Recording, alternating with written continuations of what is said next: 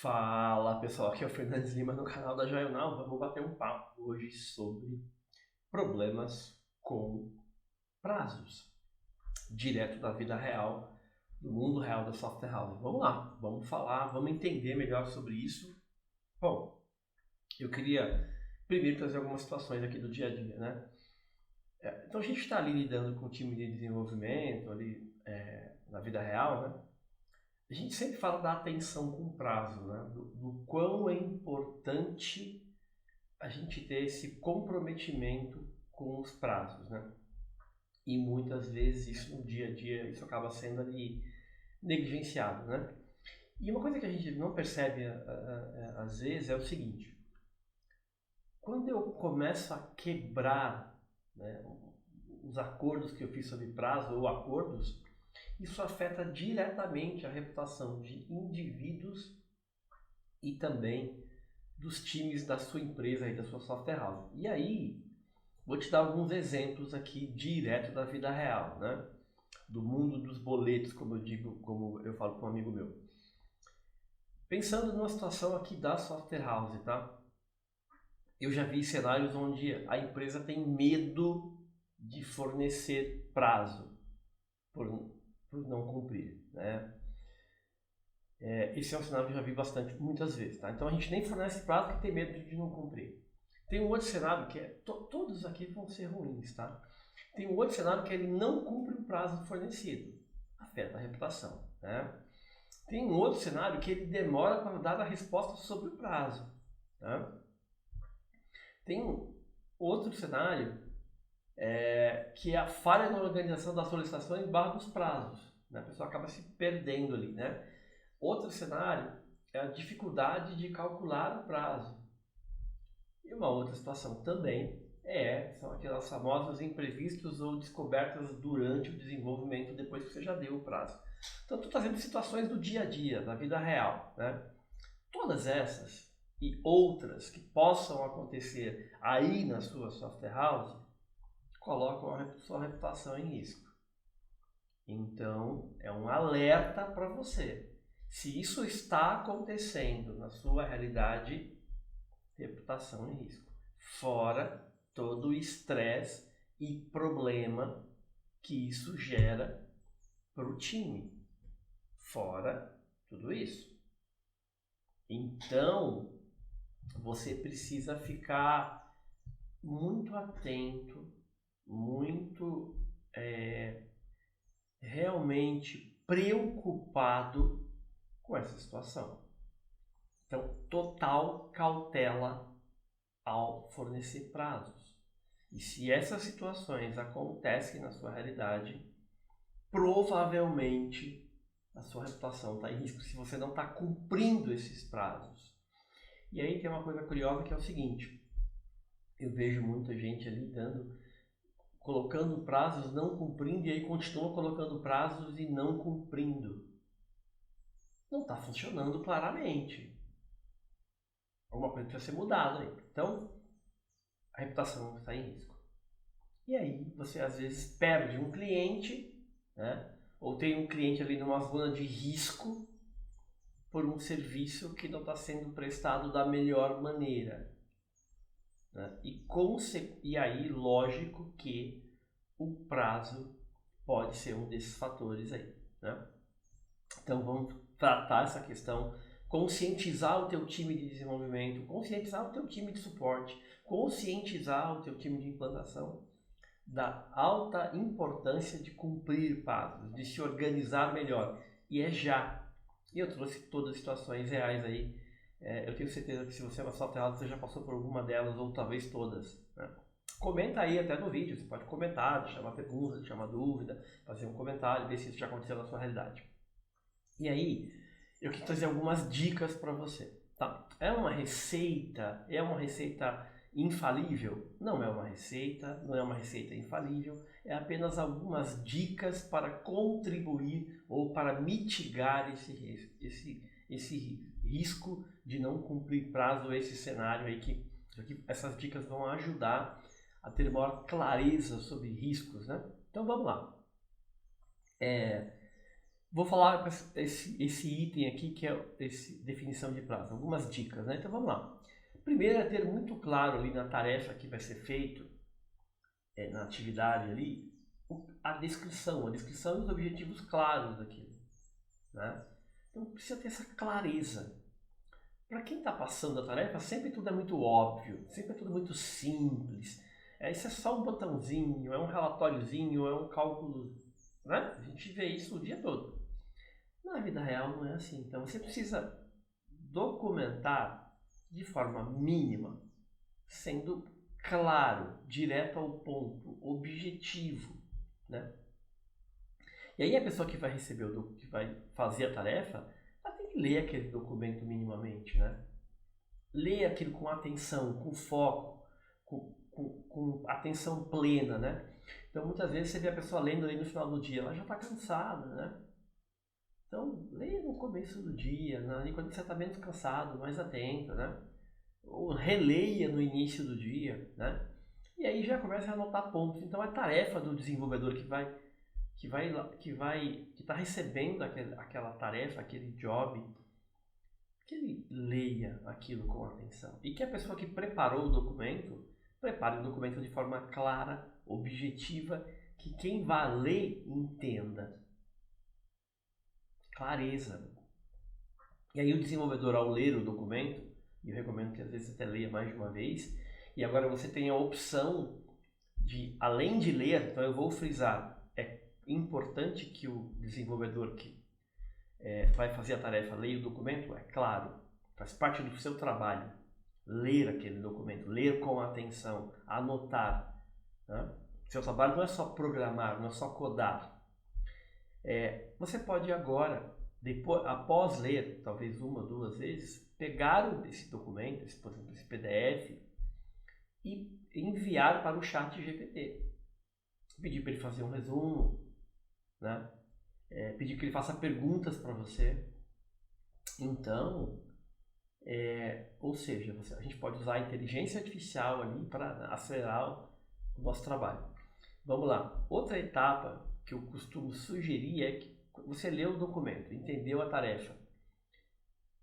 Você pode verificar o código-fonte relacionado àquela tarefa, funcionalidades ali e tudo mais, para anotar algumas dúvidas, alguns pontos de atenção. Então, você vai ler o documento que descreve a tarefa, anotar os pontos, ler e reler com atenção. E você pode complementar isso, por exemplo, usando a questão da inteligência artificial que eu mencionei, mandando o documento para a IA e discutindo o documento com a IA. Isso é rápido, muito rápido, né? Você pode verificar o código-fonte. E aí você vai conectar o documento que você leu junto com o código-fonte, ou seja, o bastidor daquilo. Como é que está aquela funcionalidade por trás. E aí você pode elencar novas dúvidas e pontos de atenção.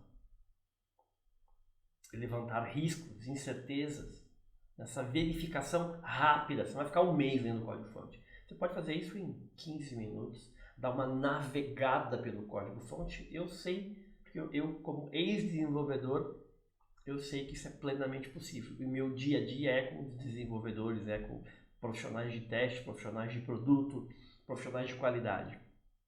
Depois de fazer essa verificação rápida no código-fonte, uma verificação de 15 minutos, por exemplo, de 20 minutos, não vai matar ninguém, ou de 10 minutos, é você olhar o bastidor do código e conectar aquele documento que você leu a esse bastidor e levantar esses pontos e dúvidas.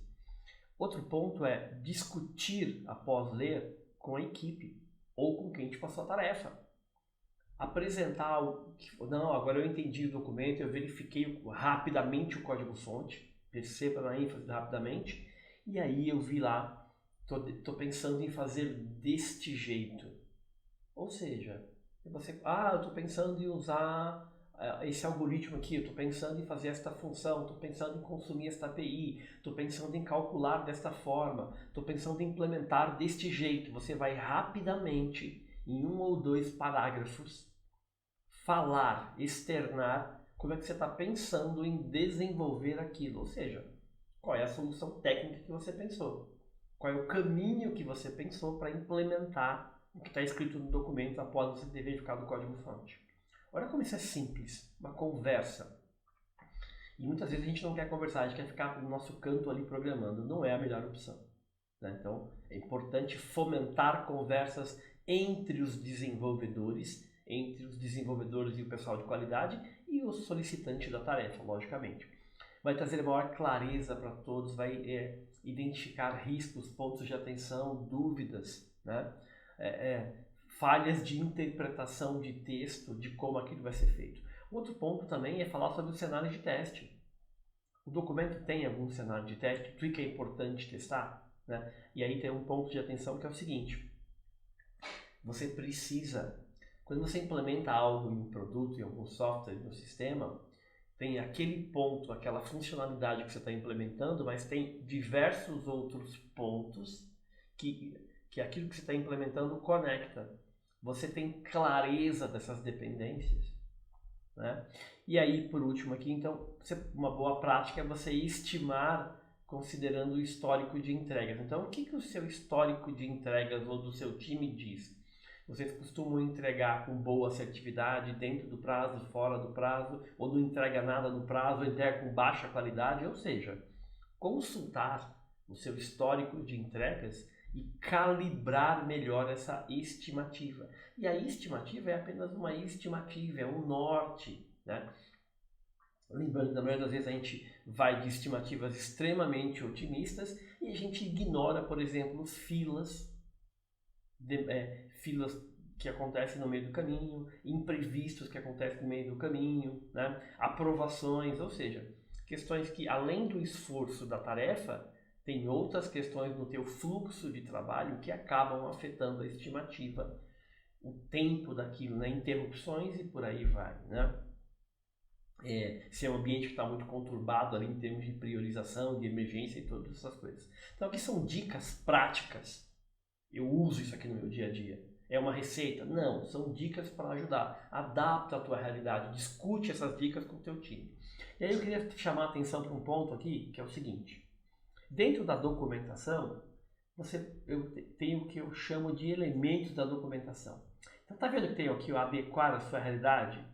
Então são alguns elementos da documentação, você pode ter todos na tua realidade ou começar com um deles. Anota isso que eu falei. Você pode ter todos estes elementos ou começar com um deles, ou começar com dois, para ir tornando a tua documentação mais robusta. Faça testes disso na tua realidade.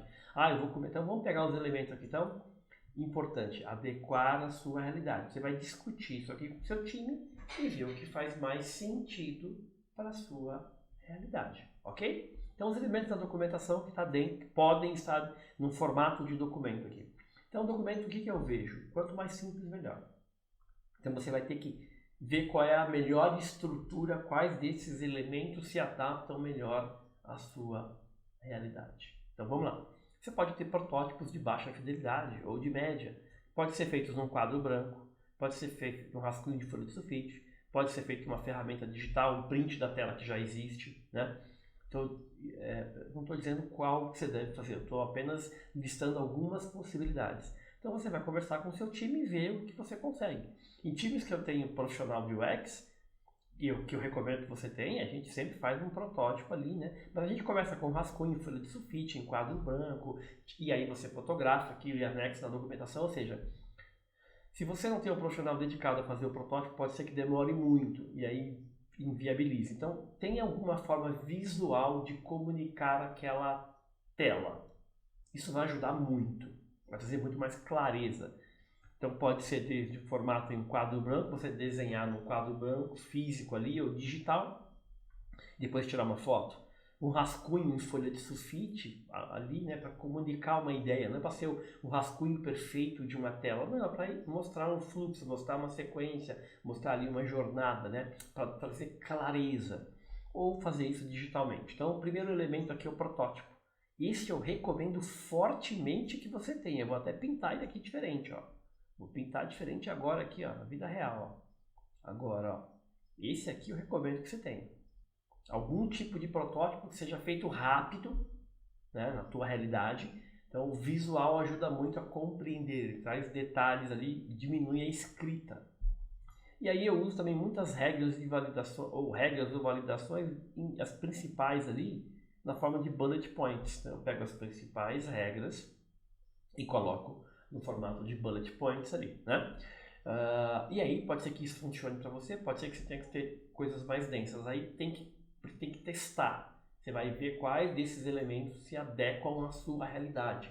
E você não vai acertar de primeira. Um outro ponto é riscos e pontos de atenção. Lembra quando você leu o código-fonte? Quando você lê o documento, você, programador, tem que anotar, externar quais são os riscos, os pontos de atenção, as dúvidas que você está captando quando você leu o documento e o código-fonte. Porque você tem que estar muito atento, fazer uma leitura do código-fonte rápida e com atenção, navegar, anotando. Anotar é importante, é crucial, é fundamental. Então você vai anotar os riscos, os pontos de atenção e a dúvida, tanto para a leitura do código-fonte quanto para a leitura do documento. Você já tem que mapear dependências daquela funcionalidade com outras partes do produto, com outras funcionalidades ou com outros produtos. Isso aqui acaba acrescentando esforço e alterando na hora de testar dependências. Eu sempre gosto também de mencionar as integrações e APIs e coisas do gênero, né? Então, integrações ou consumos de API que aquela funcionalidade tem, eu sempre peço para o pessoal prestar atenção, porque às vezes a gente pode ter surpresas com isso aqui também. E o importante testar, daquela funcionalidade, o que é importante testar, daquilo que eu estou implementando, daquela regra e em outras partes do sistema. Por isso que o dependências aqui também é importante. Então eu combino o dependências, ou seja, daquilo que eu estou implementando, ele tem dependências com outras partes do produto ou com outros produtos. Lista isso, deixa claro. Então é trabalho de quem produziu a documentação fazer isso, né? Ah, mas dá trabalho. Dá trabalho. Produzir uma documentação decente dá trabalho. Por isso que o recomendado é que você tenha alguém para fazer isso, né? Por quê? Porque isso vai ajudar a ter maior clareza sobre o que precisa ser feito. E aí você vai te ajudar a cumprir prazo. O importante é testar. Então, o que é importante testar nessa implementação? O que é importante testar em outros pontos de outras funcionalidades que estão relacionadas a dependências ou a integrações? Você pode fazer isso na forma de um vídeo curto, quanto mais curto melhor, ou na forma de um áudio também. Eu tenho times que estão usando áudio. Aí você tem que adaptar. Então, que são elementos da documentação, alguns tipos de elemento que você vai adequar à sua realidade. Você está vendo isso aqui, né?